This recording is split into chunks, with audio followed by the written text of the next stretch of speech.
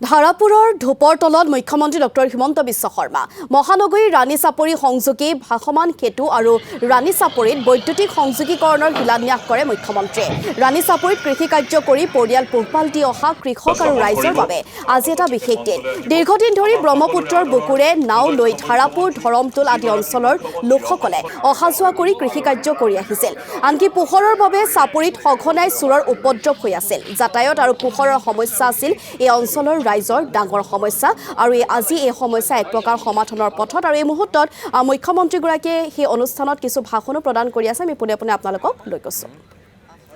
বন্দে মাতৰম আৰু ধাৰাপুৰৰ ধূপৰ তলত যেটো মুখ্যমন্ত্ৰী আজি ডক্টৰ হিমন্ত বিশ্ব শৰ্মাৰ এই বিশেষ কাৰ্যসূচী আমি ইতিমধ্যে আপোনালোকক সবিশেষ জনাইছো মহানগৰীৰ ৰাণী চাপৰি সংযোগী ভাসমান সেতু আৰু ৰাণী চাপৰিত বৈদ্যুতিক সংযোগীকৰণৰ শিলান্যাস কৰে আজি মুখ্যমন্ত্ৰী গৰাকীয়ে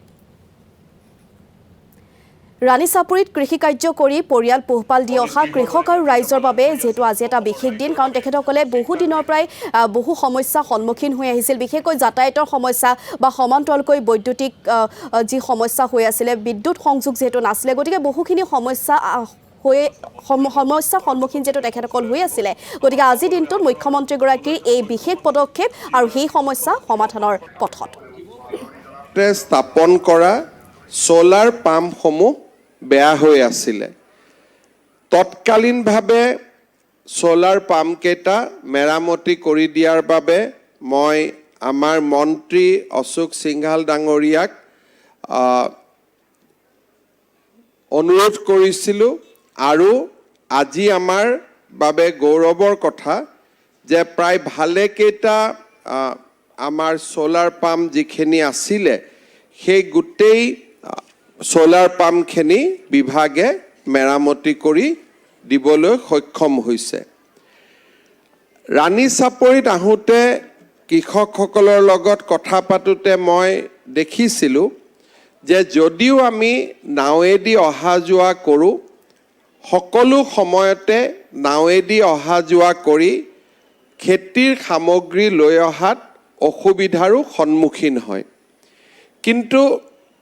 এনেকুৱা স্থানত দলং কৰাৰো কোনো সুবিধা নাথাকে ইয়াৰ বিকল্প কি হ'ব পাৰে মই গুৱাহাটীলৈ গৈ আমাৰ বিভাগৰ লগত আলোচনা কৰিছিলোঁ যে আমি কেনেকৈ ৰাণী চাপৰিৰ ৰাইজক তৎকালীনভাৱে যিকোনো সময়তে চাপৰিলৈ অহা যোৱা কৰাৰ সুবিধা দিব পাৰোঁ বহুতখিনি আলোচনা কৰাৰ পিছত আমি এটা সমাধান পাইছিলোঁ যে আমি যদি ইয়াতে পন্টুন ব্ৰিজ বনাওঁ সেই পন্টুন ব্ৰিজখন আমি বনালে প্ৰায় 2-3 টনলৈকে ওজনো ল'ব পৰা যাব আৰু ৰাইজে অহা যোৱাও তাত কৰিব পাৰিব আৰু যদি ৰাইজে ভাল পায় পৰৱৰ্তী সময়ত আনটো মূৰতো আমি আৰু এখন পন্টন ব্ৰিজো আমি বনাব পাৰিম যাতে দুইফালৰ পৰা ৰাইজে অহা যোৱা কৰিব পাৰে পৰীক্ষামূলকভাৱে আমি আজিৰে পৰা ইয়াতে পন্টন ব্ৰিজ এখন নিৰ্মাণ কৰিম এই পন্টন ব্ৰিজখনৰ খালি এটাই অসুবিধা যেতিয়া যথেষ্ট পানী হ'ব ব্ৰহ্মপুত্ৰত তেতিয়া আমি ব্ৰিজখন সাময়িকভাৱে তাত নট বল্টু থাকে আমি নট বল্টু দি সাময়িকভাৱে ব্ৰিজখন খুলি থ'ব লাগিব আকৌ পানীটো 3 মিটাৰতকৈ কম শইকীয়া 3 মিটাৰ নে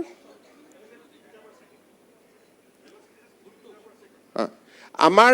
পানীৰ সুতটো 3 মিটাৰ পাৰ ছেকেণ্ড ইমানলৈকে ব্ৰিজখন থাকিব পাৰে তাতকৈ বেছি হৈ গ'লে ইয়াক আমি খুলি থ'ম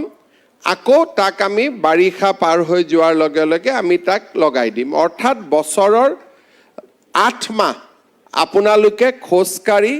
বা 3 চকীয়া বাহন লৈ পেলাই আপোনালোকে যাব পাৰিব আৰু ঠেলা দি সামগ্ৰীও ইয়ালৈকে লৈ আহিব পাৰিব কিন্তু এই ব্ৰিজখনৰ ওপৰত ট্ৰেক্টৰ চলিব নোৱাৰিব বা 4 চকীয়া যান বাহন চলিব নোৱাৰিব 3 চকীয়ালৈকে আমি যান বাহন ইয়াতে চলাব পাৰিম অৰ্থাৎ অটো বা স্কুটাৰ মটৰচাইকেল এইখিনি যাব পাৰিব আৰু ব্ৰিজখনৰ দুইফালে ৰেলিংও থাকিব যাতে আমাৰ সুৰক্ষাটো থাকে আৰু এই দলংখন যিখন আমি পাতি দিম 250 মিটাৰ হ'ব আৰু বহল 3 মিটাৰ হ'ব ইয়াৰ পিছত এই গোটেই দলংখনৰ লগত আমাৰ সৰুকৈ ভাসমান একেলগে জেটি এটাও থাকিব গতিকে দুইটা ফালে আপোনালোকে উঠা নামা কৰোঁতে আপোনালোকৰ কোনো অসুবিধা নহয় পৰৱৰ্তী সময়ত এই ব্ৰিজখন নিৰ্মাণ কৰোঁতে আমাৰ বৰ্তমান 1.5-2 কোটি টকা খৰচ হ'ব